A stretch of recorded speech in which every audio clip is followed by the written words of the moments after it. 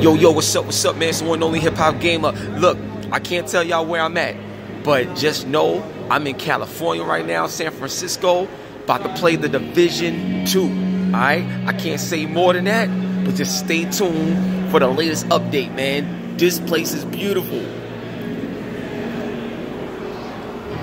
It's crazy, but I can't show nothing else, alright? So stay tuned, one love and God bless, and get ready for the Division 2, son. Oh my God, I can't wait to, wait till you see the new footage, baby. Alright, so look, I'm out of here, man. So one only HipHopGamer, Hot 97, Logitech G, God bless, man. Gaming and guidance. You already know the movement. Let's go, baby.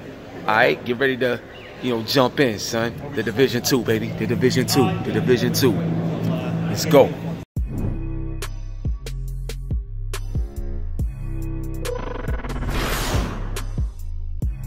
Okay, I see. Yeah, just here.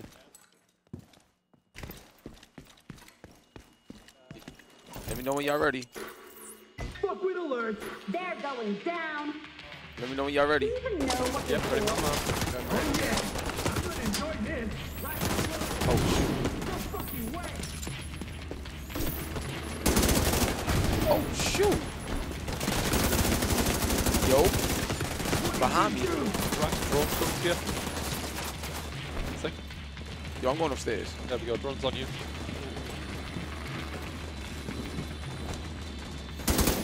Oh, nice shot. Beautiful shot. Yeah, I'm gonna push from top as well. Delta, watch yourself go along. Yeah. I'm gonna try and get this high ground here. Delta, get cover and I can send the drone to you. Can it reach me? Yeah, it should be able to. I just need to get line of sight after. Wait, hold on. Oh no, it's been destroyed, never mind. I got LMX, so yeah. Yo, I got him. Oh, nice. Alright. They might come out of the Check door on the like they did community last time. members.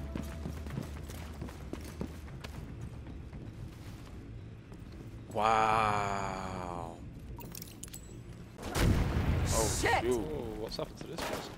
How do you throw grenades again? Left D Oh, pad. left D-pad, and then Okay. Shit! A drone! And that's it. You're right on that shape tech Oh, cache. shoot. Alright. Let's go, baby.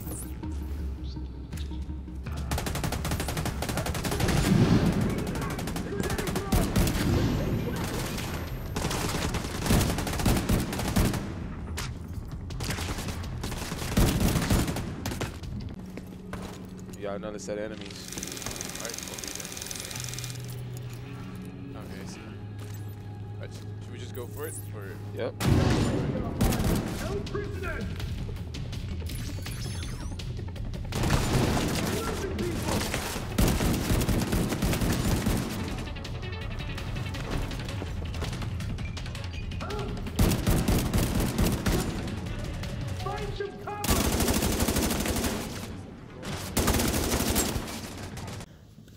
Yo, what's up, man? It's the one and only HipHopGamer, Hot 97, Logitech G, and you know how I roll, man, when I'm with Ubisoft. I got legends in the building with me. We about to talk to one right now. Yeah! What's up, baby? Hey, how you man. feel? Yeah, pretty good. And you? Man, I'm blessed, man. I'm honored to play the game as well, man. So this is how we gonna set it off. Let them know who you are, what you do, and what makes the Division 2 so amazing, bro. Okay, so my name is Yannick.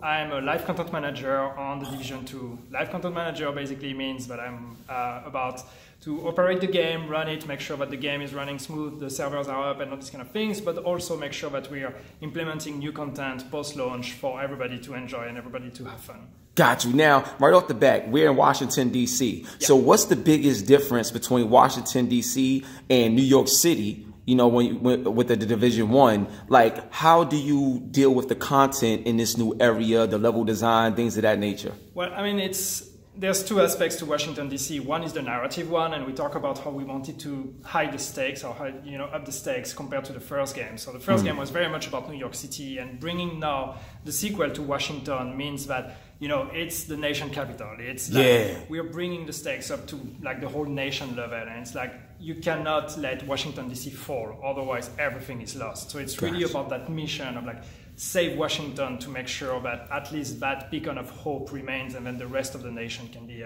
saved. But at the gameplay level, what's very interesting for us is that it's a much more open city compared to New York. You know, New York is just blocks and blocks and blocks and streets. Whereas Washington, there's so many more open areas that allow us to have a complete 360 approach to combat. Yeah, I noticed that because I was getting shot like everywhere, a lot more. That's something that's really, crazy. really different.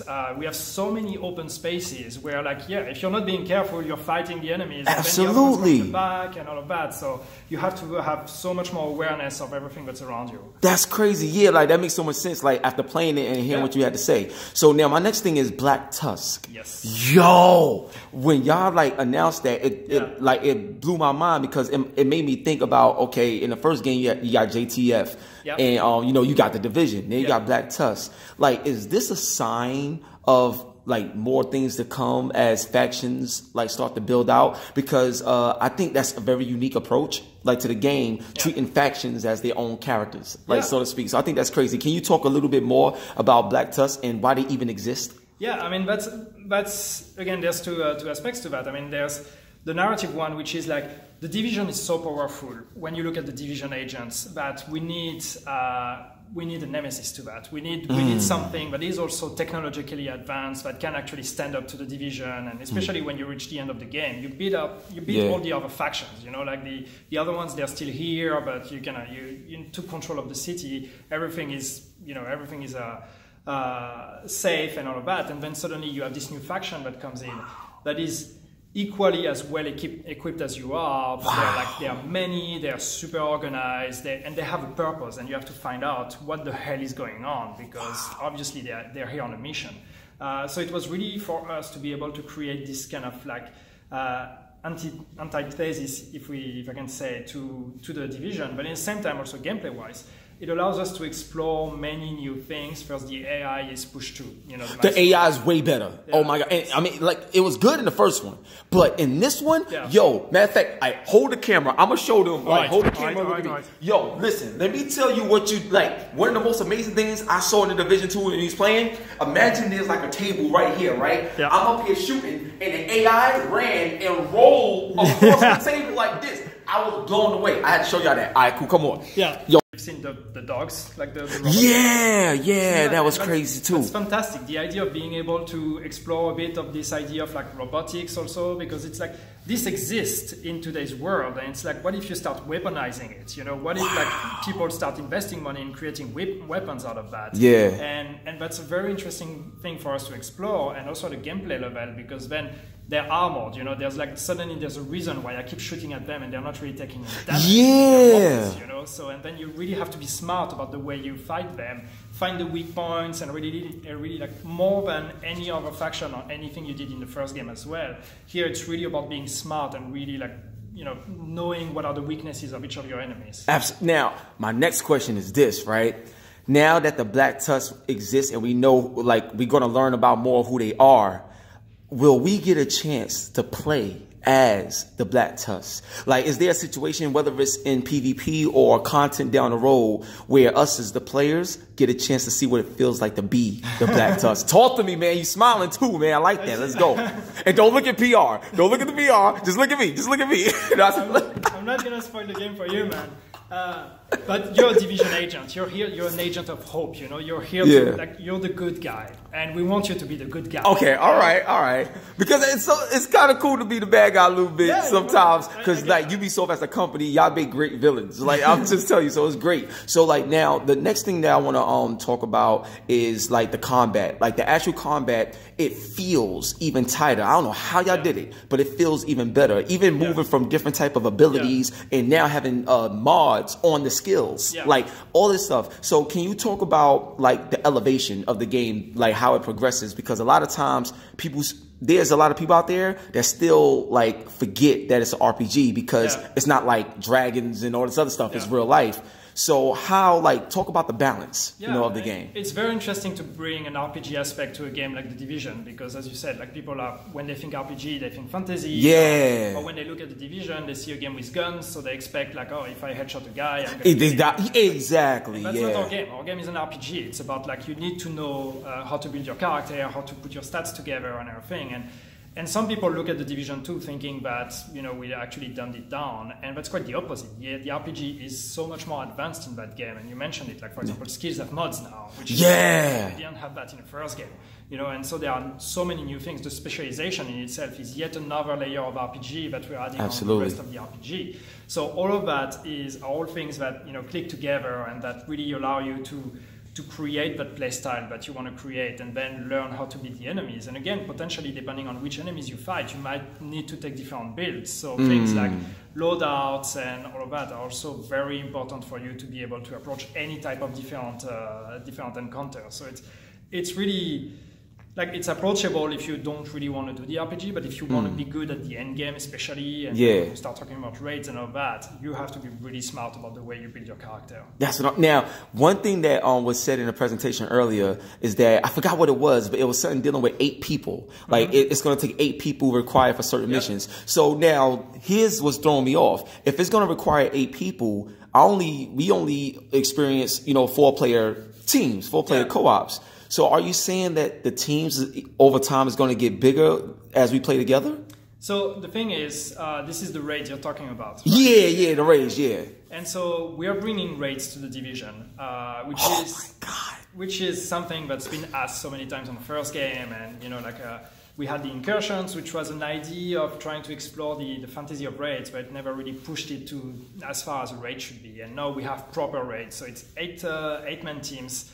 So it's twice more than you would usually get, which means, like, you imagine you're running in there in that space, and you have like 7 other agents with you, and you have to play all together and coordinate and synchronize as a team, but not a team of 4, a team of 8. This is gonna be insane! Oh my god! Then I'm not spoiling it. I'm just let you imagine the enemies you're gonna have to fight when you're 8 super equipped, super high built Division agents. What kind of enemies you're actually gonna have to face that can stand up to that? These are gonna be extremely tough enemies. So I got 3 more questions for you. Yeah. So my next question is, Bethesda took shots at y'all. Like, Bethesda said that, like, all right, so here's how it was, right? Bethesda as a company, not the Division 2 in particular, but I'm coming to a point. So Ubisoft's Far Cry New Dawn, right? They it's very pink and stuff like that in terms of the way it looks. And Rage 2 that Bethesda's making has like a similar look, and they kind of took a shot at them. Is there any company in the industry that you love and admire that you would probably like to work with or have like a little friendly competition with? What company, like, would that be, considering the way this game is? But I think it's, we like to look at many examples in the industry, and especially when you start looking at the looter-shooter genre. Yeah. There's a few other games out there, and it's like, it's very healthy for us as an industry to look at all of those games and kind of like, see what they're doing, what we're doing, and all of that. So I don't think there's any kind of like competition where we're going to be better than them or whatever. It's all like, we all share the same players, and we are just happy to make a game as good as we possibly can. Absolutely. So players just enjoy playing that one.